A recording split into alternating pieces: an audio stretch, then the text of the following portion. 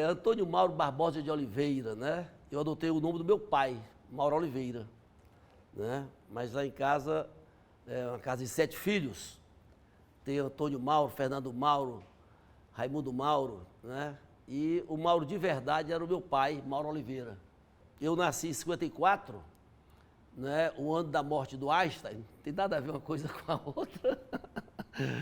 Mas eu não tenho como não registrar, né, que o Einstein nos deixou nesse ano. Nasci em Fortaleza, né? Mas eu sempre me referencio a Itapipoca, né? Eu tenho 4 filhas, né? Carol, Carolina e Karina, e Raquel, que partiu mais cedo, logo que nasceu. Eu tenho um arrumo de filhos, na verdade, né? Eu falo isso porque próximo ano eu completo 50 anos de trabalho com jovens. E acho que temos 50 mil alunos, quem sabe 50 mil filhos, né? Eu lembro bem que eu jogava bola de pano na Barão do Rio Branco, esquina do Cinearte, né?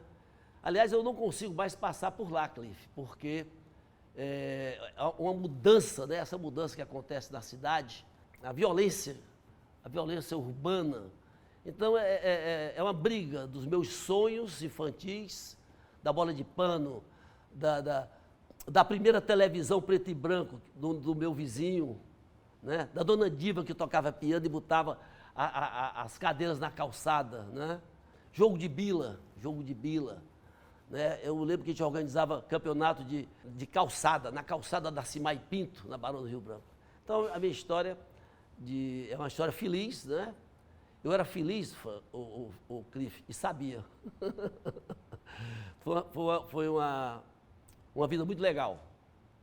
Tem o Cláudio e o Dimitri, né, que são são dois jornalistas amigos lá do Jornal O Povo. Eu tinha acabado de ser secretário de Ciência e Tecnologia do Estado, e é claro que naquela época, 2008, a refinaria era o sonho, né? Se alguém falasse qualquer coisa contra a refinaria, ele podia viajar porque a turma não ia deixar sossegado, não. E eu comecei a me empolgar com esses dois amigos, né, o Cláudio e o Dimitri, falando sobre a importância que tinha da formação de jovens, né? Formação de jovens. Eu falei há pouco que eu completo 50 anos formando jovens no próximo ano. E eu dizia o seguinte, olha, a tecnologia da informação, eu dizia o que hoje é óbvio, né? A tecnologia da informação ela é transversal, ela vai estar em todas as áreas, né? E isso não era muito óbvio naquela época. E aí quando eu estava saindo, né? Não sei o que deu na minha cabeça, que lá naquela porta da saída do jornal, eu disse para o Dimitri, esse negócio que eu falei aí é mais importante do que a refinaria, né? No outro dia foi manchete e eu tive que me explicar a muita gente por que é que eu estava falando mal da refinaria. E não estava. Porque eu estava dizendo o seguinte, se o investimento feito na refinaria, né, fosse feito num baita programa de formação de jovens, nós estaríamos hoje surfando, né, no que a Agenda 2030 da ONU chama de sustentabilidade. A gente estaria hoje com os nossos jovens livres das gangues, essa é a grande verdade.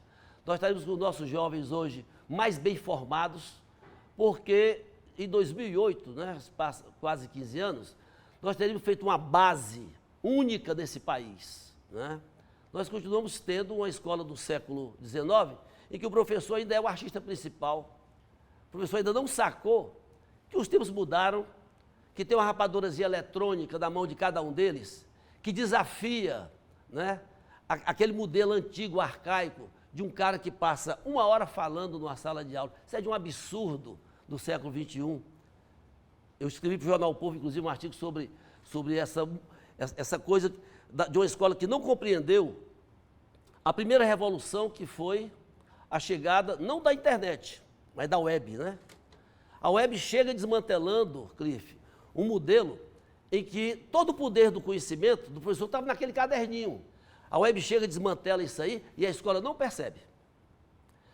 Daqui a pouco as redes sociais chegam como um ponto de inflexão, dando essas ferramentas, redes sociais, essa coisa que deixa realmente toda a sociedade num caldeirão, né? Num caldeirão cultural, tecnológico, e a escola não percebe. A escola continua dando aula com o professor sendo o principal ator deste teatro. Então, eu não posso deixar de dizer que ou essa escola ela acorda ou ela então vai à falência. Fui morar em Canoa Quebrada. Na verdade, teve um momento que há 10 anos eu digo, olha, vamos mudar, né? Acho que não sei se é o Caetano, é o Milton que disse que tem que morrer para germinar, né? Então, eu fui para lá para fazer uma mudança. Eu já tinha ocupado muitos cargos públicos, né?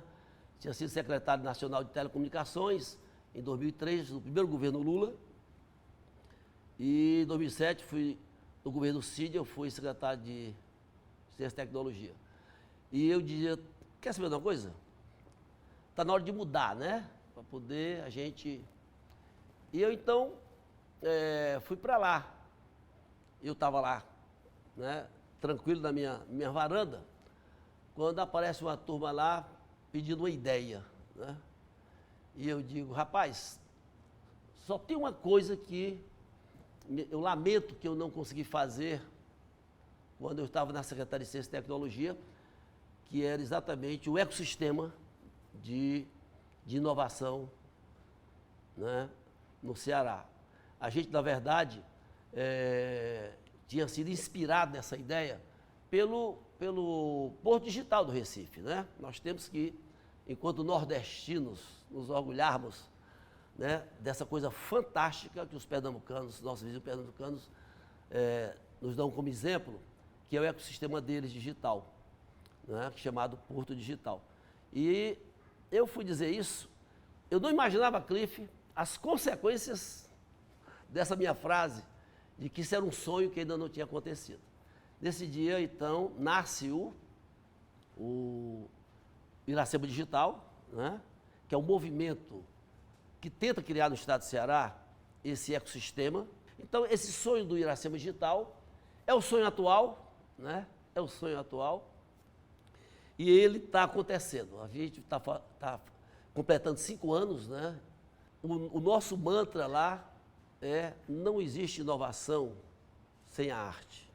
Né? Eu fico muito à vontade porque estamos aqui, né, no Museu da Imagem do Som, estamos aqui, né, no contexto do Jornal O Povo, que são duas entidades que entendem o que eu estou falando, né?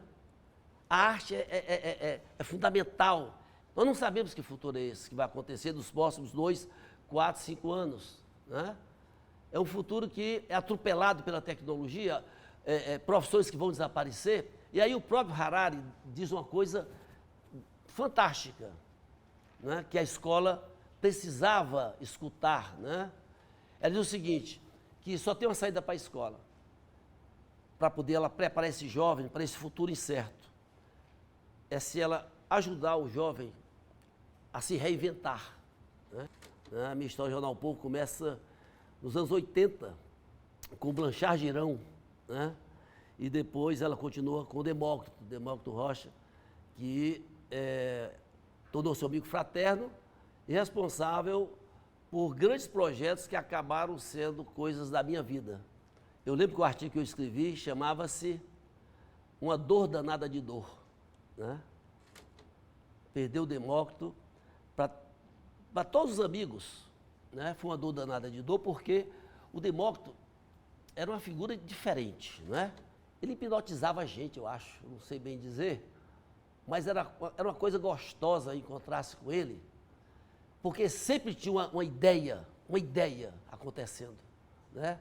O Demócrito era ideia a toda prova.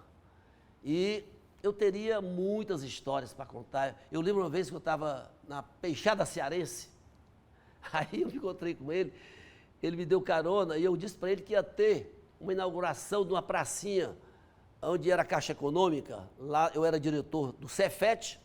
Aí ele, no Batmóvel, né, eu chamava de Batmóvel, aquele carro verde que ele tinha, ele ligou para o Dimestein, era um jornalista importante da Folha de São Paulo, Dimestein. Eu só sei que ele colocou o Dimestein naquela pracinha para inaugurar, né, Então era assim, encontrar o Demócrito, na hora que eu me encontrar com ele, eu disse, olha, a minha vida vai ter novidades daqui a pouco. Então, com certeza, eu falo aqui em nome de todo mundo que teve o privilégio de conhecer o Demócrito. A saudade que mais dói é aquela que não sai, né? É aquela que permanece, é aquela que você, sem querer, né? Ela chega sem permissão, né? Ela entra na sua vida, no seu cotidiano, sem explicação, né? Próxima semana eu estou recebendo um prêmio, que é o prêmio Luiz Fernando Gomes Soares. É o prêmio mais importante da minha vida, porque é da Sociedade Brasileira de Computação. E esse prêmio tem algo a ver com a saudade que mais dói, né? É uma saudade tão bacana que eu tenho do meu amigo, irmão, parceiro, meu professor, meu orientador, Luiz Fernando Gomes Soares. Passado 8 anos, né, da sua mudança para outra frequência, planeta, qualquer nome, qualquer metáfora que a gente queira usar, nós temos hoje, todos os seus ex-alunos se reúnem, se encontram para dizer, né, para dizer o que ele dizia para a gente, que a vida vale a pena, né, que a vida devia ser bem melhor e será, essa frase não é dele, mas ele repetia muito, né, e de repente essa saudade é a que dói mais porque ela faz falta.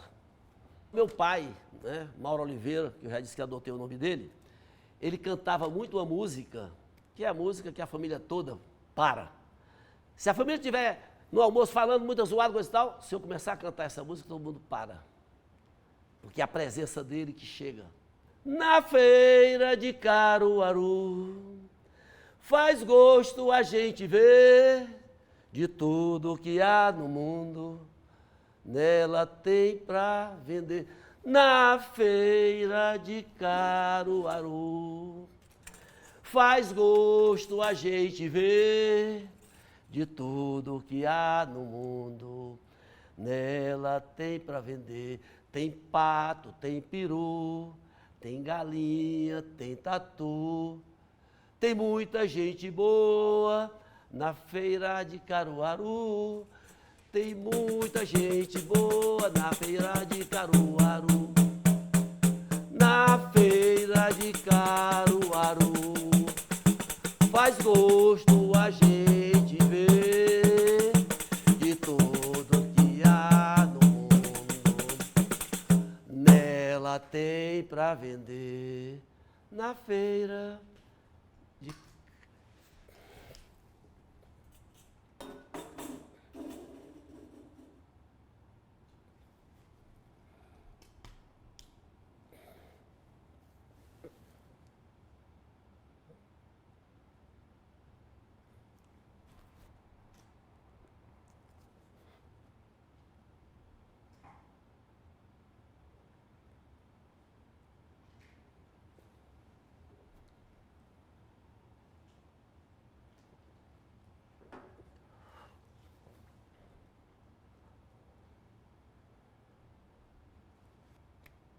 Bora! Nós somos seres darwinianos vaidosos, né? E acho que uma das missões nossas é desse darwinianismo inevitável, a gente se livrar, né? Ou tentar mitigar um pouco a vaidade, né? Então, eu não quero pensar, né? Eu não quero pensar, eu prefiro dizer uma frase, né? Porque eu não penso no futuro, eu penso todo dia como é que os meus filhos me veem, né? Eu não quero saber do futuro. O tempo não existe, o futuro não existe. Eu quero saber como é que hoje, daqui a pouco, quando eu encontrar com a minha filha, como é que ela vai viver? E aí tem uma frase que eu acho que se encaixa no que nós estamos falando, que é do velho Dom Quixote. Né? Cervantes, né? Em Dom Quixote, ele, na última cena, que o Dom Quixote está morrendo, todos que leram, né, Cervantes sabem disso, o Sancho chega para o Dom Quixote. O Sancho tinha mudado o processador dele e estava querendo que o Dom Quixote continuasse, né, naquela vida quixotesca, que alguns doidos chamam de anormal. Né? O fato é que, quando o Sancho diz para Dom Quixote: perdoe-me, mestre, por ter tentado tirar o máximo de ti. Né? E Dom Quixote, então, teria respondido: não foste tu, Sancho, quem tentou tirar o máximo de mim. Fui eu mesmo. É o melhor que um pode fazer na vida.